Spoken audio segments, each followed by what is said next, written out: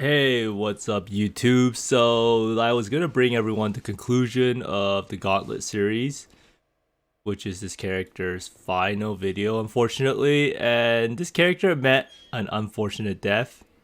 It was quite an explosive one, you might add. And in the end, I reached level 94, pretty much almost 95. I was like 60% or something through, but I lose 10% on death. And overall, the character is pretty fun to play. 94 went by pretty fast, honestly. Nothing really to complain about. I died, and you will see how I died. And it is to do with some explosion mechanic that was instant. And it's pretty much due to me not playing the Torment League when it came out. And I really don't know anything about ghosts. So I'm going to try to inform everyone about how I died and maybe talk about ghosts a little bit. And so in the future, if you guys ever decide to play a hardcore event or hardcore league, you will know what to watch out for with martyrs. Oh, I pretty much just gave away how I died, but yeah. I'm going to go through the gear I got and what I believe this character could have accomplished. And I will show the rip clip after that. And then I'll actually go over some quick 3.15 news that I found out about while browsing through the Discord. And yeah, so like I guess now it's pretty much just going to be the lead up to 3.15. And I think I wanted to do some video series, so I'm going to go through every single class in the Gauntlet and go through like the top 20 or so rips. And then we're going to counter it and see what they actually die to. If they die to mapping, if they die to bossing, or if they die to harvest. Because it's always nice to see, maybe we can draw some conclusions about what each class's weakness is, although it won't be very good sample size. But anyhow, let me get straight into the character that I was left with, the corpse of the character, and what was on his body. Overall, this character's gear, I believed, was good enough to do all the bosses, minus the Glorious Vanity. I was able to divine this weapon. I did not Ashling Slam it yet, and I would have done it when I did the Katarina fight at 83. So this weapon was definitely good enough to kill everything. This helmet, I was going to Leo slam it or just use an exalt. I actually did end up finding like 4 to 5 exalts actually throughout the last day or two. It was actually kind of crazy because I didn't find an exalt at all for the longest time, and then they just started flying in from nowhere. This amulet is actually quite sad. I was never able to make a better amulet. So what I was planning to do was do Hayward Hamlet 4 stones to try to farm up the sets. And then while I was doing Hayward Hamlet, I would have the essence. I guess this atlas is different. Wow, this atlas is pretty progressed compared to other atlases. So I would use the essence nodes here, and then I would farm it. And I would use the Remnant of Corruption to try to get the essence that gives you Fortify effect on the neck. And that's like 15%. So I was going to try to craft a better amulet before I try to anoint Harvester of Foes. As you can see, I'm anointed Prowess, which is pretty much just a 30 strength node, so it's actually completely useless. So I would have anointed this node over here. Harvester of Foes. It's actually one of the highest DPS increases on a tree, according to Path of Building. So for the ring, I had a Vermilion ring. I actually started finding a lot more Vermilion rings after I started mapping more. So pretty much like because my character died at like level 90 so often, I was never able to get into like red maps for a long sustained period of time. So it actually quite hurt my character's progression. Because if you get your character to like 94, like if you die right now compared to level 90, you'll have so much more gear saved up because you're doing higher tier maps and you're going to find better and better gear. And you're going to do a lot of harvest, and you can pretty much have a full backup set for your next character ready to go.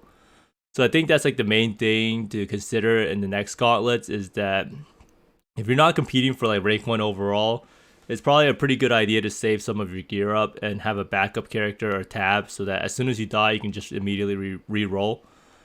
And this ring here is Fractured Mana Leech, and I got some Chaos Res and some life. Ideally, it would be a Vermilion ring, but I was still getting into the process of upgrading that because I would have put the Mana Leech on a jewel. This chest is about probably as good as I was going to get. I was going to Ashling Slam it and try to get the 40% ailment immune and then be able to craft on Fortify effect, since this chest actually has an open suffix or prefix. So if I hit a suffix, then I was going to pray that it was be Fortify effect when you focus. And if it was a prefix and it was ailment immune, I would have just crafted on the Fortify effect. And if it was not the suffix of Fortify effect, then I guess I would just have to boss without Fortify effect. So I crafted a new pair of spiked gloves. I pretty much just made these gloves with Essences of Greed, and I would just put it on and just pray that it would have a resist. So it got T1, some armor, and T1 flat fist, T1 lightning res, cold res, and some ailment immune. So I was pretty satisfied with this pair of gloves. The belt, I actually found an Elder Letter belt, but I was never able to craft it because I just didn't have enough, resist. It was actually really hard. I actually crafted used a lot of harvest reforges, and I never saw like life and percent life on my hunter belt. It was actually a hunter belt, not Elder belt. And then this pair of boots, I was planning to, right before I died, I was about to craft it out more because I wanted to get more resist to fix my character's resist issues. And I also got this enchant, which turns out to be pretty good. 8% chance to dodge spell hits is not too shabby. The problem with this is if I was mapping, I would want 80% chance to avoid stun, or 65 is actually good enough. So in the end, a lot of the people who had really good gear in the Gauntlet race spent some time farming like Heist and some time farming Lab. And that's probably something that everyone who's not going for rank 1 overall should do, because it does help your character out a lot. Like in the end, the Berserker's, one of its weaknesses is it doesn't have Fortify up the full time, and it's not stun immune because you're not a champion. And without riding Jar Flask, you will just not be stun immune, so it's always going to be a problem. So if you can get chance to avoid stun if you've killed recently, it's actually huge for mapping, and it is a lifesaver in Ultimatum. I was pretty lucky I never really died in Ultimatum that much, or I never really died in Ultimatum at all, besides like at level 3 to archers. But having stun immune is a lifesaver. I was able to get this Lion's Roar on my first Ancient Orb of the session, so I got pretty lucky there. It's kind of sad that the luck didn't transfer over, because I could have killed most of the bosses and then gone like rank 1 overall for Marauder. And yeah, I mean, I finally got a Lord of Steel jewel after combined like level 98 levels total in XP. And this jewel is a complete game changer, at least for ultimatums. It was actually crazy how much easier it made the ultimatums, because it gives you increased area of effect and it gives you increased use speed. What that means is the increased use speed makes it so that when you cast your Call of Steel, it comes out really, really fast. So there's less of a chance that you actually get stunned when you actually try to go to cast it. So it's actually a huge benefit. And it's actually just sad that I did not get it earlier. But overall, that's pretty much the character. I don't know how viable it will be to play this character next time, because of the fact that RBB might not be farmable anymore.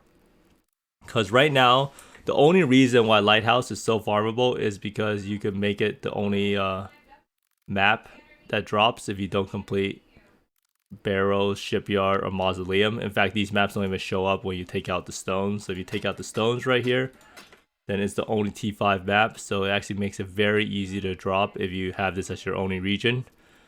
So like say they moved it to like over here or something and it's a T4. I mean, technically you could still do it if it's the only map you don't complete, but it would make it a lot harder. So this was like a pretty ideal scenario for how... Man, I just see how many missions I have. I wish I had this many missions in the Gauntlet race. It's like mad struggling for June missions to farm Legion Scarabs. But overall, this character was a joy to play. Like, the reason why I played it so many times over and over again is because of how fast it runs, right? You can, you just have Berserk up as long as you pretty much want it. And it is a huge increase in move speed. So... amazing character. Look how big it is, and size is always the most important thing when you play a character. So this character is kind of sad how it came to an end, but I will provide the POB, and I could go over real fast on how to actually play the character, because you can see like a lot of people ask me like, where's your flame dash and smoke mine skills, and it is on the alternate bar. This is a character that requires you to pretty much have all your keybinds. You have to use pretty much every keybind. Like, this is Smoke Mine Detonation. This is Berserk right here. This is Earthshatter. This is Seismic Cry, Intimidating Cry, Enduring Cry, your Vault Ancestral Warchief Totem, and your Vault Molten Shell. And then this is the other stuff here that you don't really need to see the cooldown of. Smoke Mine, Flame Dash, Call of Steel, and Ancestral Warchief Totem. So basically, this is a build that has too many buttons for the current capability as PoE in my opinion, and I don't know what they could do to change that. Maybe they could add like another row to show here. I don't really know. I know they like this simplistic thing, but back in the day, they never even had this alternate row right here.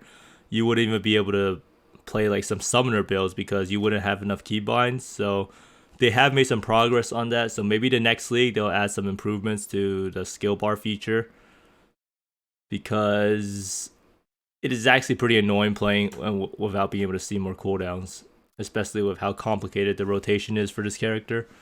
But for anyone who's asking real fast about the rotation and what order you press the buttons in, so you always Seismic Cry first, you attack 2 times, and then you Intimidating Cry, so it's 3-3. So the goal here is to get these 2 numbers matched up so that they double the damage of the...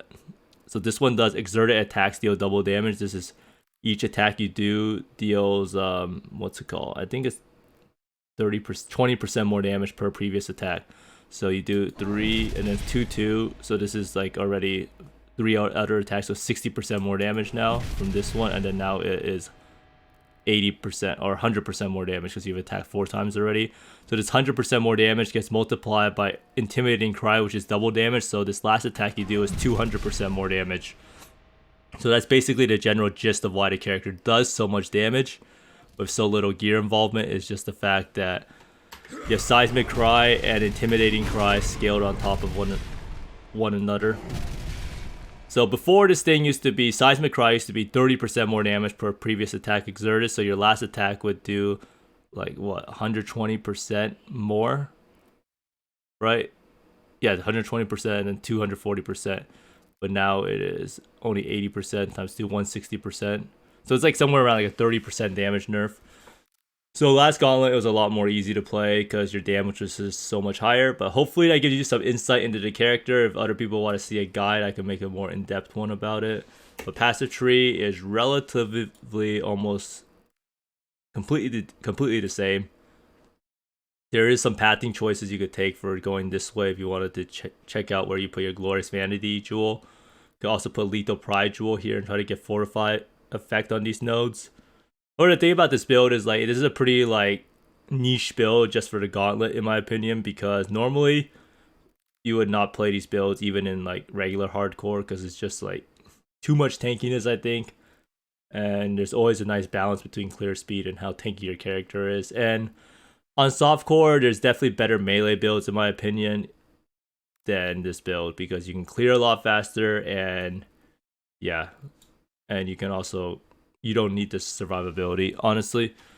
But character is a blast to play in the Gauntlet, and I had a lot of fun. So much fun. I actually made, I think, 4 level 90s or 5 of these versions. But I'm going to play the rip clip and explain briefly on Martyrs and what actually killed me. And yeah, and then go into some brief 3.15 news before I close.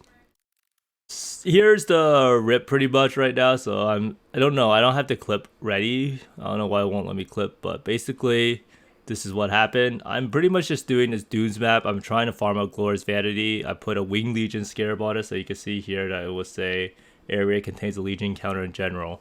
I'm pretty much just talking to chat, having a good time, mapping, and then this happened. So you can pretty much see it was a very explosive way to go out. And now I can rewind it a little bit just so you can see it in all its slow-mo glory. So I'm just clearing the map and having some fun, minding my own business, right? Not really disrupting the landscape too much until I run into this. So here, I think it's about gonna happen, right? So you're gonna run into some Martyr, it explodes. I kill like 3 mobs, it did 0 damage to me. I was like, oh, let me just kill like 5 mobs maybe, but who knows? 5 mobs is just a lot more damage than 3. I don't really know why the first like 3 did no damage, but Martyr is just something that I've not had a lot of experience with to deal with, because Martyr is a league that when I played Path of Exile, it used to be a league that was mixed around with, it was only a standard league, and that was a softcore league. It was paired with Bloodlines. So back in the day, hardcore and softcore had different leagues, different challenge leagues. So hardcore was Bloodlines, so that's all of the Bloodline mods, like Order of the Frozen Sky, Herald of Obelisk, and there also used to be Phylactery Link, if anyone remembered, which was horrible. But Torment League was a softcore variant where you had to gather up the ghosts and put them into mobs. So I didn't really remember that once the ghost has to possess a rare before it stops possessing mobs. And I didn't know that the ghost could actually possess that many mobs off screen, so that's pretty much what I died to. Like I pretty much ran into a bunch of mobs that were already possessed off screen. Then I didn't really notice it in time, and I was pretty tired, so maybe that contributed to it. But basically, this is a huge like gripe of mine in how OP widescreen is. So you play with widescreen in Path of Exile, you can potentially see stuff that this far away. Actually, let me see. I actually was like checking out some people's clips. So let me see. So this person here killed Awakener, right? And I was like, wow, this guy has the craziest widescreen I've actually ever seen. And I just wanted to showcase it real fast on what it actually looked like. I think it is this person, or maybe it's someone else, but maybe it's not this person. No, this is not the one. I think it was Fino. Yeah, this person had the most insane widescreen ever. Oh wow, so you start the video out, it's already widescreen on my thing. So yeah, this is what it looks like on widescreen. So if I played on this, potentially would I have seen it? Yeah, maybe. Like, I probably would have saw the ghost. So this is just something to keep in mind. If anyone wants an advantage, it does kind of lag your computer a bit, which is part of the reason why I don't play on widescreen. And it also looks really bad on stream because you'll have to have black bars and just have to have your chat box there and some random stuff down there. But basically, this is what widescreen looks like. I've played on it before, and it is actually completely game-breaking, in my opinion. But yeah. So, like I said, in the future, I'm going to go over each one of these classes, go through all the top like available rips of a rip clip, just to show off like what I actually think each class's weakness might be, just to see based on what they die to. But yeah, I hope you enjoyed the rip analysis, and maybe next Gauntlet I'll have a better luck. But I did believe that this character could kill everything besides maybe Uber Zeri. But now I'm gonna go talk about some of the new upcoming 3.15 news that might be pretty exciting. It's very, very brief, but let's get into it. So most people here are probably like not really playing PoE that much anymore, and I actually did not notice this. I think I was like, I don't know why I didn't see this. This was like before the Gauntlet though, right? So basically, the development of 3.15 is underway. I mean, I hope it has been underway, right? We're expecting to release the 3.15 expansion in mid-July, with the Ultimatum League ending roughly 5 days before its release, so that's pretty cookie-cutter stuff. It's always the same thing. We expect to announce precise dates on approximately June of the 24th. So I think, is that tomorrow, June 24th? No, it's in like on Thursday. We'll be able to have like the live stream. So maybe they'll show us some more PoE 2 this time. Maybe the Act 3 of PoE 2. So maybe they'll also give me a new MTX. Because I remember last time, for the people who tuned into the stream, you were able to receive a free MTX box. And it looked pretty cool. I think it was some wings or something. But 3.15 contains a new challenge league, new rewards, game-wide balance changes. So I'm assuming this means that Fracture maps will be back. Delirium will be back. Who knows? Maybe even Self-Curse might be back. Or they might just nerf slams. Or they might nerf aura stackers. Or they might buff aura stackers. You never know. But this is the phrase that I like. The scope of the 3.15 league is much, much larger than Ultimatum.